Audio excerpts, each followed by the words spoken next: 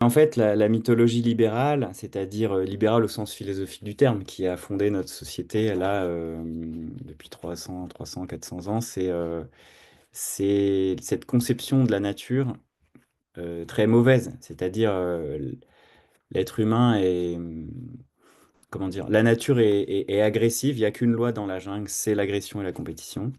Voilà, le paysage est posé. Et du coup, par extension, la nature humaine est mauvaise.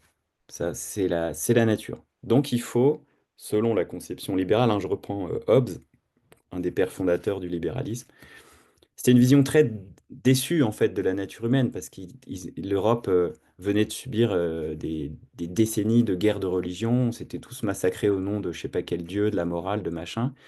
Voilà, on avait ravagé l'Europe, quoi. Et les libéraux, les pères du libéralisme, ont dit non, mais on arrête d'organiser une société sur la morale, on l'organise juste sur l'économie et notre égoïsme partagé. Sachant qu'on est tous des affreux, on va créer l'État pour, comme seul garant de la coopération.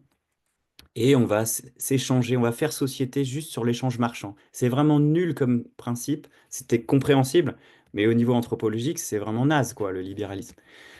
Bon, et donc, le paysage mental qu'on a, nous, notre mythologie, c'est que tout, la nature est rouge, compétition à feu et à sang, tout le monde s'entretue dans la nature, et il y a des petites poches de coopération grâce à la civilisation, l'État, et c'est toujours des hommes blancs vieux qui amènent ça, évidemment.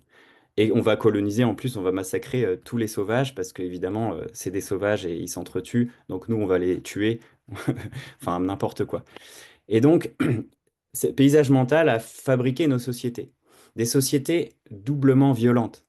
C'est-à-dire on s'est structuré sur une violence horizontale, j'appelle ça la violence horizontale, c'est la compétition, d'accord? Sur un plan, on s'entretue tous et toutes les cultures s'entretuent et la plus forte gagne, d'accord? Il y a une compétition au niveau horizontal, violence horizontale.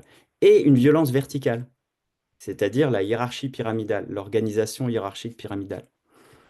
Il faut un chef, il faut des subalternes et des gens qui obéissent. Et à l'école, on apprend l'obéissance à l'autorité et la soumission à l'autorité. Voilà. Ça, c'est la base de nos sociétés. Et donc, conjuguer ces deux axes orthogonaux, violence verticale, violence horizontale, qui se nourrissent l'un l'autre, là, je n'ai pas le temps de rentrer dans les détails, ça sera peut-être un prochain bouquin, eh ben, ça crée, ça amène aux autoritarismes et au fascisme.